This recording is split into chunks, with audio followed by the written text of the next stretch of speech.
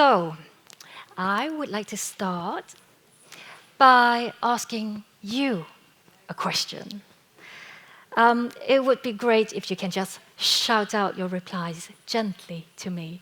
And it would be great even if people in the back can shout out their replies. And maybe people in front of them can repeat them, and then they sort of slightly move forward towards me. I promise it's going to be terrifying for me, not for you. Ready? So here's the question. What do you see when you look at me?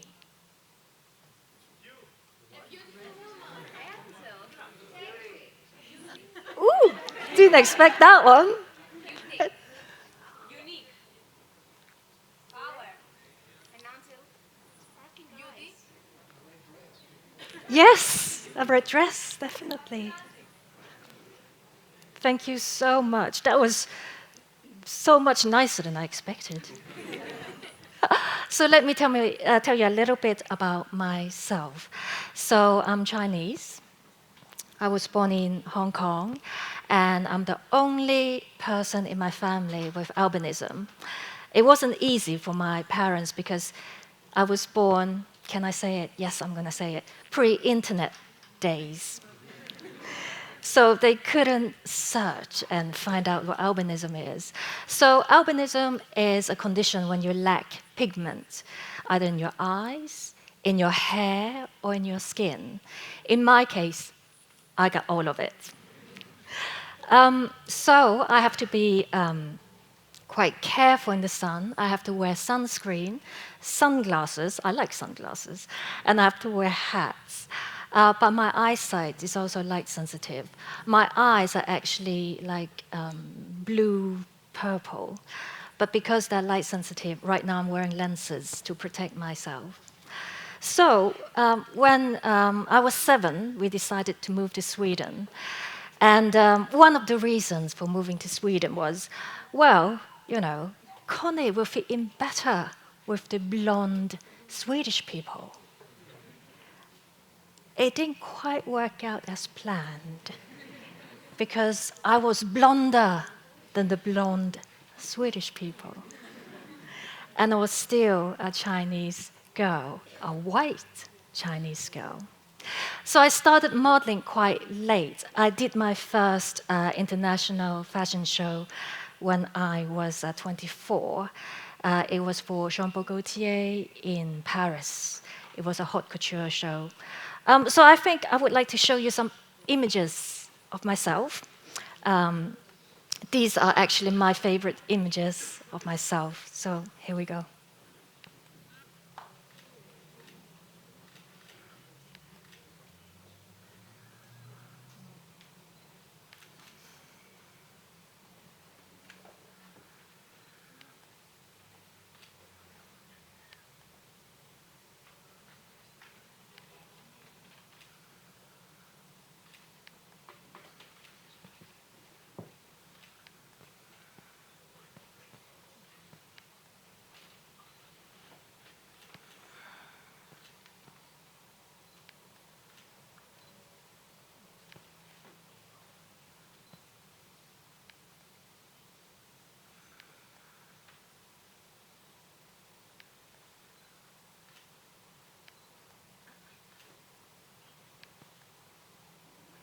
The dog is called Apache. I still remember him.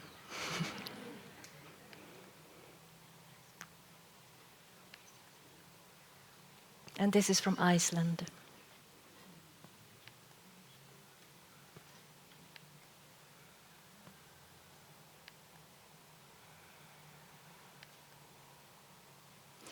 So when I first started modeling, I was talking to a man who was a trained actor.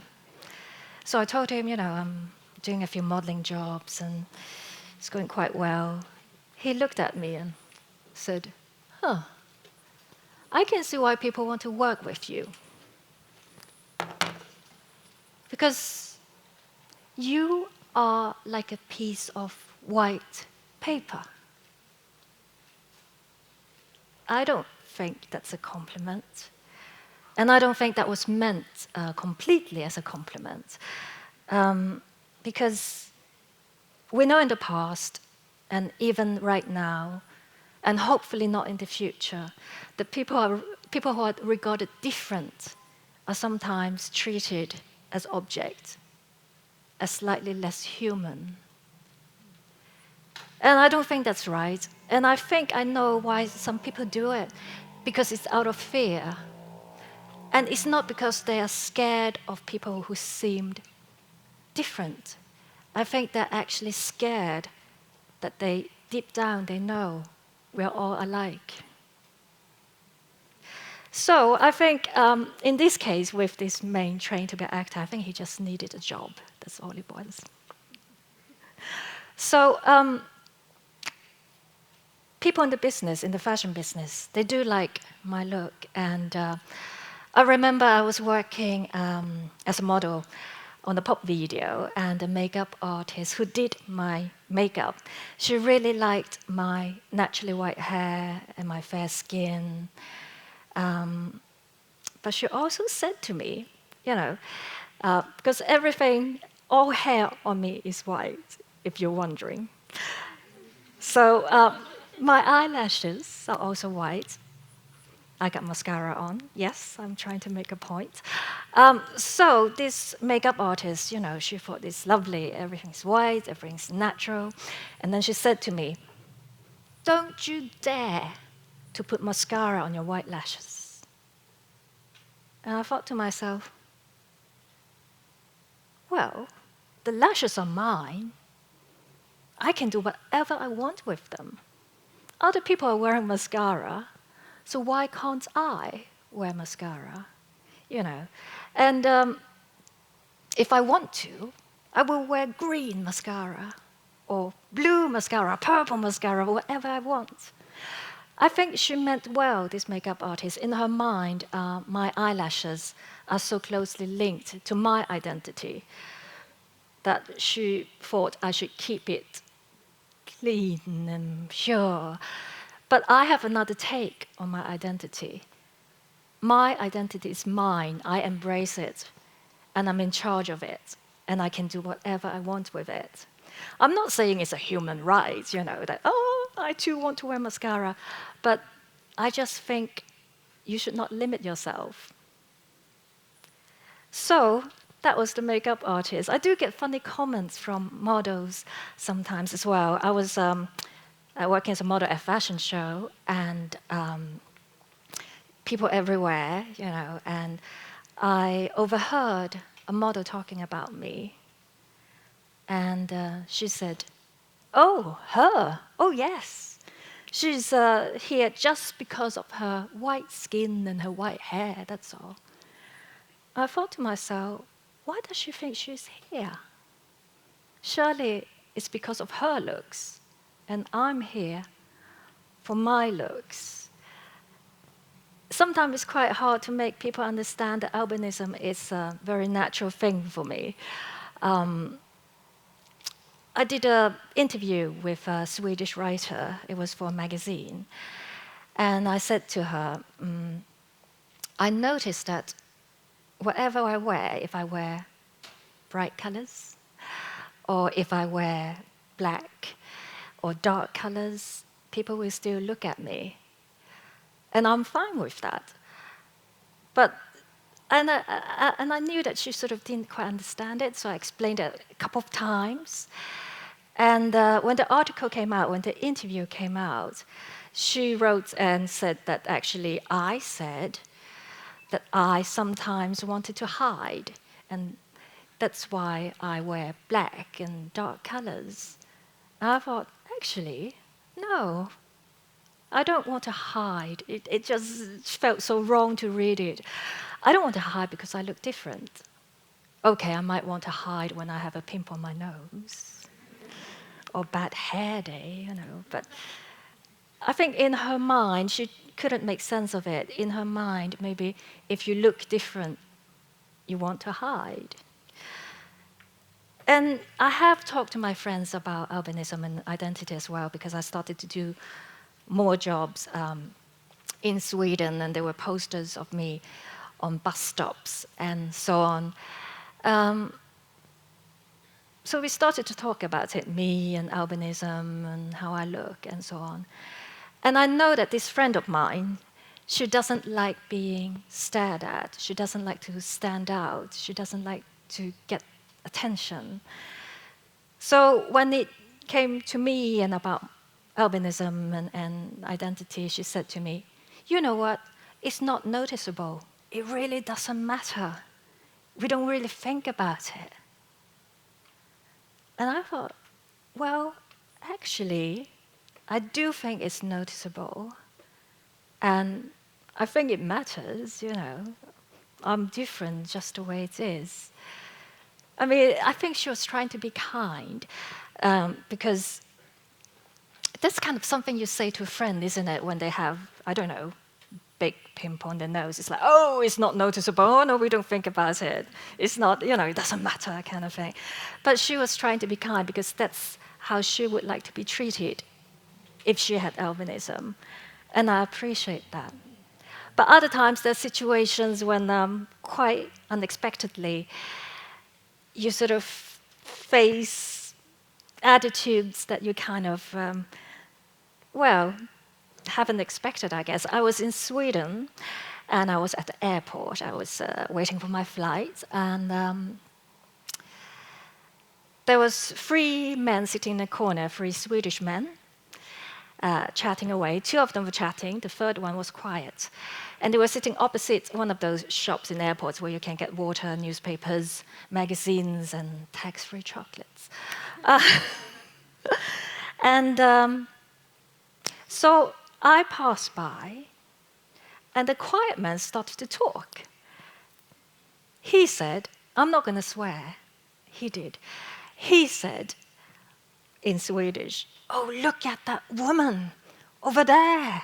Oh my God, she is so effing ugly. How can someone be so ugly? I just look at her. And it went on and on. He talked and talked, effing and effing. And the 2 other men, they didn't say anything. They just sat there. I think they were colleagues, actually. They just sort of looked at him a bit. So I walked past. But after a while, I realized, actually, I think I would like to get a bottle of water. So I walked back. As I walked back, he started up again. Oh, look at her, it's her again. She is so effing ugly. I just can't understand. And he kept going, effing. And I went into the shop, I got my bottle of water, I went to pay. And naturally, you know, I speak Swedish, I've lived there for a long time. When I got my change back, I said, thank you, in Swedish.